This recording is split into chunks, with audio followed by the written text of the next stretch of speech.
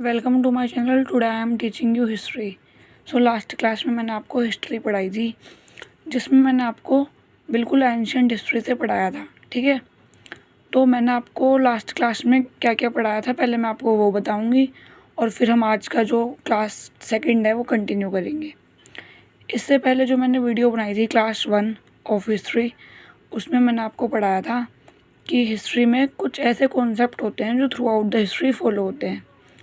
पहली चीज़ मैंने आपको ये बताई थी कि हिस्ट्री में जो लोग होते हैं, अगर उनके रिलीजन पर अटैक होता है तो वो फाइट करते हैं। इंडियंस अपने रिलीजन को लेकर सेंसिटिव होते हैं। ठीक है, वो अपने धर्म के अगेंस्ट कोई भी बात बर्दाश्त नहीं कर सकते हैं, तो वो क्या करेंगे, फ़ाइट। सेकंड मैंने आपको बताया था कि लोग जब परेशान हो जाएंगे तो वो एक ईजी अप्रोच पकड़ेंगे। ठीक है, ईजी अप्रोच पकड़ेंगे। मैंने आपको बताया था दो तरीके के सिस्टम होते हैं, सबसिस्टेंस एंड सरप्लस सिस्टम, जिसमें एक में हम अभी अभी का सोचते हैं और एक में हम आगे का सोचते हैं। तो मैंने आपको ऐसे 5 कॉन्सेप्ट पढ़ाए थे। मैंने आपको सबसे पहले क्या बताया था कि सबसे पहला क्या था, ऋग्वेदिक, जो वैदिक एज बताई थी मैंने आपको, उसमें सबसे पहले क्या था, ऋग्वेदिक एज, जिसमें लोगों का ग्रुप होता था जन, और फिर जब वो सेटल हो गए थे लेटर वैदिक पीरियड में, जो उसे क्या कहते थे, जनपद। तो अब हम स्टार्ट करते हैं आज का class. So this is class 2 of our history. So सबसे पहले देखो, 3500 BC में क्या होता है, हड़प्पन सिविलाइजेशन, जिसे हम इंडस वैली सिविलाइजेशन भी कहते हैं। ये एंशिएंट हिस्ट्री है। एंशिएंट हिस्ट्री पेपर में थोड़ा कम आती है, एंशिएंट हिस्ट्री बिल्कुल डिटेल में नहीं आती है, तो इसलिए मैं आपको जितना ज़रूरत के हिसाब से ही पढ़ाऊँगी। ठीक है, तो सबसे पहले आएगी Harappan civilisation, Indus valley civilisation, जो कि एक बहुत प्लान्ड सिविलाइजेशन है। देन उसके बाद मैंने आपको बताया था कि वैदिक एज आती है। वैदिक एज में क्या होता है कि कुछ जो लोग आए थे, बाहर से आए थे, आर्यंस के आने की कोई थ्योरी है। ठीक है, वो मैंने बोला था मैं आपको बताऊंगी। तो आर्यंस आते हैं, फिर वो सेटल हो जाते हैं, कुछ लोगों के ग्रुप आते हैं, वो इंडिया में सेटल होने लग जाते हैं, जिन्हें हम जन कहते हैं। फिर वो अपना अपना एक हेड बना लेते हैं, जिन्हें हम जनपद कहते हैं। ठीक है, फिर देखो सबसे पहले हड़प्पन सिविलाइजेशन, उसके बाद हमारा वैदिक एज, जिसमें 1500 BC टू 1000 BC तक ऋग्वेदिक एज, एंड 1000 BC से लेकर 600 BC तक लेटर वैदिक एज, जिसमें मैंने आपको बताया था कि कास्टिज्म हो गया था। कि अगर हम मतलब लेटर वैदिक एज में क्या हुआ था कि कोई अगर ब्राह्मण है तो वो ब्राह्मण ही बनेगा, उसका बेटा, वैश्य का बेटा वैश्य ही बनेगा, तो वो अपनी क्लैन के हिसाब से ही काम करेंगे। तो यहाँ पे रिजिडिटी हो गई थी, करप्शन हो गया था, मैंने आपको बताया था ना। तो जिसमें सबसे ज़्यादा किसने सफ़र किया था, शूद्र ने। अब मैंने आपको ये भी बताया था कि 600 BC में आते आते क्या हुआ, अराउंड 62 न्यू रिलीजन्स क्रिएट, कम से कम 62 अराउंड इतने रिलीजन्स नए नए क्रिएट हो गए। मैंने आपको बताया था लेटर वैदिक एज में जो है ना, नए नए गॉड्स क्रिएट होने लग गए थे।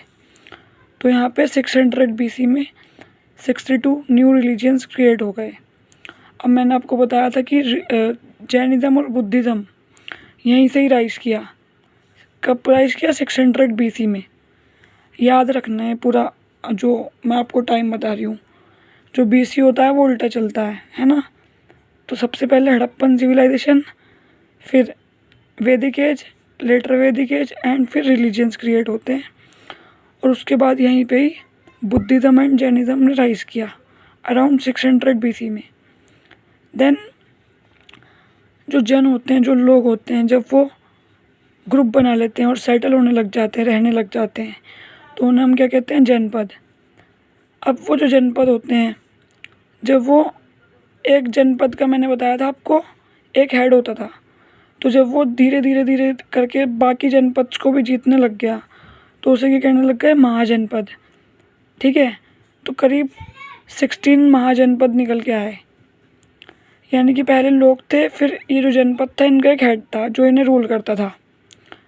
इन लोगों का हेड, जनपद का हेड, जो इन्हें रूल करता था। अब जब ये रूल करता था ना, तो इनमें जब आपस में फाइट्स हुई, तो जनपद, जब मैंने आपको बताया था लेटर वैदिक एज में क्या हुआ था, करप्शन हो गया था, लालच आ गया था लोगों में।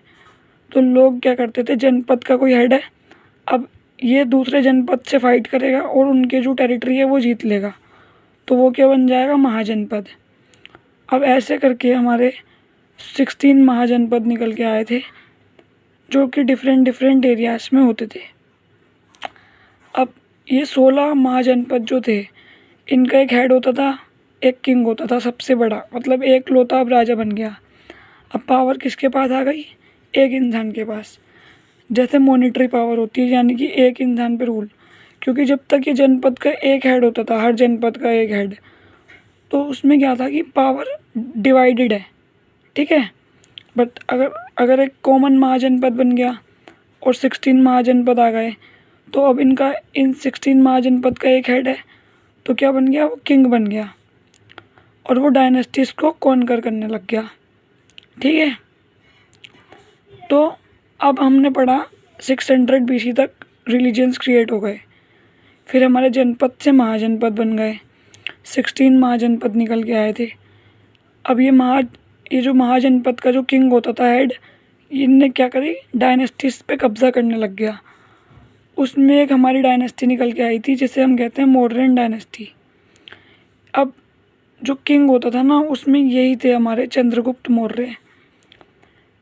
इन्होंने क्या किया है, जो हमारा चंद्रगुप्त मौर्य ने 321 BC में, याद रखना 321 BC में इन्होंने ये निकल के आए, जो कि ये बहुत सारी डायनेस्टीज़ को इन्होंने कॉन्कर किया, तो मौर्यन डायनेस्टी आई। चंद्रगुप्त मौर्य को जैनिज़्म में कन्वर्ट किया बहादुर बहू ने, ठीक है, और ये जैनिज़्म से अट्रैक्ट हो गए। मैंने आपको बताया जैनिज़्म और बुद्धिज़्म यहाँ पे राइज किए थे, तो ये जैनिज़्म से अट्रैक्ट हुए और जैनिज़्म में कन्वर्ट हो गए। अब जैनिज़्म का डिवीज़न होता है जिसमें 2 ग्रुप्स आते हैं, श्वेतांबर एंड दिगंबर। श्वेतांबर कुछ ऐसे लोग थे जो कि ये बोलते थे कि वुमेन मतलब वाइट क्लोथ्स में रहते थे, और दिगंबर ऐसे लोग थे जो नेक्ड रहते थे या फिर एक कपड़ा ही बस कवर करके रहते थे, आप लपेट के रहते थे, ठीक है। तो ये अब देखा आपने, तो सबसे पहले हड़प्पन सिविलाइजेशन, फिर वैदिक एज, फिर लेटर वैदिक एज, फिर हमारे जनपद से महाजनपद बनेंगे, महाजनपदों का एक हेड होगा, उस हेड में से ही सबसे ज़्यादा जो डायनेस्टीज कॉन्कर करी थी वो चंद्रगुप्त मौर्य ने करी थी। बहुत सारी डायनेस्टीज इन्होंने कॉन्कर करी, लड़ाइयाँ लड़ी जिसमें लोगों की फाइट्स हुई, डेथ हुई, बहुत सारे लोग मरे। ये जैनिज़्म में अट्रैक्ट होते हैं और फिर जैनिज़्म का भी डिवीज़न हो जाता है। देन 321 BC तक अभी हम पहुँचे हैं, तो 321 BC तक हम पहुँचे हैं। 321 BC से लेकर 298 BC तक क्या होगा। अब मैंने आपको बताया ना, चंद्रगुप्त का एक बेटा था जिसका नाम है बिंदुसार। अब ये जो बिंदुसार है ये कालिंगा जीतेगा, ठीक है, कलिंगा जीतेगा, बट इसका ड्रीम था, एक होता है कलिंग, इसको कॉन्कर करने का इसका ड्रीम था। इसके फादर का सपना था, चंद्रगुप्त का सपना था, बिंदुसार के फादर का, कलिंग को अटैक करना। तो 273 BC में बिंदुसार की डेथ हो जाती है। इस बिंदुसार की डेथ हो गई, जो कि चंद्रगुप्त का बेटा था। तो बिंदुसार की डेथ के बाद जो बिंदुसार के कुछ बेटे हुआ करते थे, उसमें एक होता था अशोक। तो अशोक जो था वो उसने महाजनपद बहुत सारे जीते, ठीक है, और इसने क्या करा, अपने भाइयों को मार दिया। और 273 BC में अशोक का राज आया, जो कि बिंदुसार का बेटा है। इसने अपने भाइयों को मारा एंड इसने not only India, outside India भी इसने अटैक किए। और 273 BC में इसका राज तिलक, 269 BC में इसका राज तिलक होता है। 273 BC में बिंदुसार की डेथ हो जाती है इसके पापा की, एंड 269 BC में इसका राज तिलक होता है, यानी कि राजा बनता है। जब ये राजा बनता है तो जो बिंदुसार की बहुत सारी लेगेसी होती है, जो कि बिंदुसार इसके लिए छोड़ के गया था, तो इसमें कैपेबिलिटी बहुत थी, तो ये बहुत ज़्यादा जो है ना महाजनपद वगैरह जीतता है, अटैक करता है। तो 269 BC में इसका राज तिलक होता है। याद रखना 261 BC में अब आ गए हम। अब मैंने आपको बताया था कि कलिंग अटैक करना किसका सपना था, बिंदुसार का। तो जो इसका फादर का सपना होता है, अशोक के फादर बिंदुसार का सपना होता है कलिंग पे अटैक करना। ये 269 में कलिंग पे अटैक करता है, ठीक है। और ये आउटसाइड इंडिया भी अटैक करता है अशोक, जो कि अटैक कहाँ करता है, मगध में। अब जो अटैक होते थे ना, ज़्यादातर हिमालय रीजन्स के आसपास से ही होते थे, क्योंकि हिमालय रीजन पे क्या था, देखो मगध का पूछा जाता है। मगध भी इसने अटैक किया, मगध भी अपने कब्जे में ले लिया। मगध एक महाजनपद हुआ करता था, ठीक है। अब मगध भी इसने अपने कब्जे में ले लिया। सारे अटैक्स हिमालय से ही क्यों होते थे, क्योंकि हिमालय में जो एरिया था ना, वहाँ पे लकड़ियाँ, वुड और एलिफेंट्स वगैरह मिल जाते थे। लकड़ियाँ मिल जाएगी आपको, वुड मिल जाएगी, फॉरेस्ट होएगा, जंगल होएगा, तो जंगल के रास्ते से अटैक करने में भी बड़ा इजी रहता है। आपको लड़ाई करने के लिए एलिफेंट्स भी मिल जाएंगे। तो मगध एक बहुत बड़ा महाजनपद था जो अशोक ने अटैक किया। मगध के साथ साथ इसने पाकिस्तान, अफ़गानिस्तान, पर्शिया, ईरान, ये सारी जगह भी कॉन्कर कर ली। अब ये जो कलिंग का अटैक था, जो इसके फादर बिंदुसार का सपना था, इसने ये अटैक किया, ठीक है, जिसमें बहुत सारे लोगों का डिस्ट्रक्शन हुआ। और कलिंग का अटैक बहुत जाना माना अटैक है, ये पूरा एक कलिंग की वॉर आप पढ़ना, बट इतना इम्पोर्टेंट नहीं है, क्योंकि मैं आपको बस एक ब्रीफ में बता रही हूँ, शॉर्ट फॉर्म में, जिसमें आपको समझ आए। तो कलिंग का अटैक किसने लड़ा, हमारे अशोक ने। तो इसमें बहुत सारे लोगों का डिस्ट्रक्शन हुआ और लोगों की डेथ हुई। उसी टाइम पीरियड में, सेम टाइम पीरियड जिसमें कलिंग का अटैक किया था इसने, बुद्धिस्ट मोंग थे गुप्ता।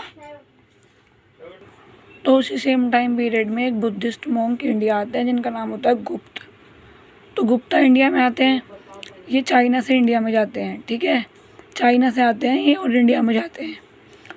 तो जो गुप्ता होते हैं ना, वो अशोक से मिलते हैं और उनसे पूछते हैं कि भाई ये तुमने क्या काम किया है कि तुमने अपने भाइयों को भी मार दिया और तुम इतना डिस्ट्रक्शन कर रहे हो, इतना लोगों को मतलब मार रहे हो, इतनी फाइट्स हो रही है, तुमने तो पूरा सिस्टम इतने मतलब सेल्फिश हो चुकी हो कि इतनी सारी डायनेस्टी मतलब सब चीज़ ख़त्म कर दी है ना। तो अशोक फिर इनकी बातें सुन के यहाँ पे चेंज हो जाते हैं और अशोक अपने बैड बिहेवियर को चेंज कर लेते हैं और वो अब एक बुद्धिज़्म में कन्वर्ट हो जाते हैं अशोक। और ये श्रीलंका जाते हैं और अपनी जो फैमिली होती है, बेटे बेटी, सबको लेके जाते हैं।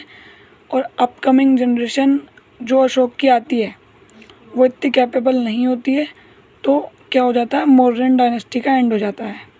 ओके, सो एक बार फिर से देखते हैं। सबसे पहले क्या स्टार्ट हुआ था हमारा, Vedic age, Rigvedic age, later Vedic age, then Indus valley civilisation हमारी। सबसे पहले Rigvedic age and Vedic age, later Vedic. उसके बाद हमारे रिलीजियंस क्रिएट होते हैं, जैनिज़्म, बुद्धिज़्म का राइज होता है 600 BC में। देन 321 BC में चंद्रगुप्त मौर्य आते हैं और मौर्यन डायनेस्टी बनती है। और उसके बाद हमारा अशोक का आता है, 273 BC में अशोक का आता है और उनका राज तिलक होता है। उसके बाद वो कलिंग अटैक करते हैं 261 BC में। तो उसके बाद क्या होता है, महाजनपद बनते हैं, जिसमें सबसे इम्पोर्टेंट कौन सा निकलता है, मगध। और भी बहुत सारे थे बट मगध इम्पोर्टेंट है। फिर हमारी ऐसे मौर्यन डायनेस्टी में अशोक के अलावा कोई बेस्ट रूलर नहीं था, इसलिए मौर्यन डायनेस्टी एंड हो जाती है, ठीक है। उसके बाद गुप्ता पीरियड आता है, जो कि गोल्डन पीरियड भी कहा जाता है। 3500 BC में Harappan civilisation, Indus valley civilisation चलेगी, कंटिन्यू रहेगी, ठीक है, 1500 BC तक। 1500 BC टू 1000 BC में ऋग्वेदिक एज चलेगी, जिसमें वेदास आते हैं। 4 तरीके के वेद होते हैं, ऋग्वेद, यजुर्वेद, सामवेद एंड एक और वेद होता है। तो ये सब वेद होते हैं हमारे। उसके बाद ऋग्वेद इसमें फाउंड होता है और ये वैदिक एज होती है।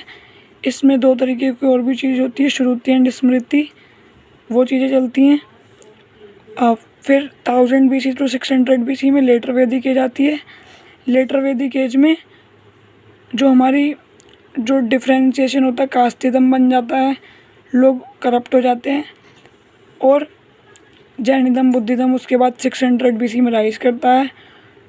फिर महाजनपद वाला कॉन्सेप्ट निकल के आता है और फिर मिडाइवल हिस्ट्री हमारी स्टार्ट होती है। तो इतना हमने समझा एंशिएंट हिस्ट्री के लिए, इतना ही बहुत है। 2 क्लासेस मैंने कवर कर दिए। अब हम जो नेक्स्ट क्लास आएगी वो आएगी मिडाइवल हिस्ट्री पे आएगी। मिडाइवल हिस्ट्री में आपको थोड़ा सा भी यहीं बता देती हूँ कि जो फर्स्ट इन्वेजन हुआ था, अरब इन्वेजन, वो किसने किया था? फर्स्ट अरब इन्वेजन फेल हुआ था, जो करा था मंसूर हल्लज ने 711 AD में।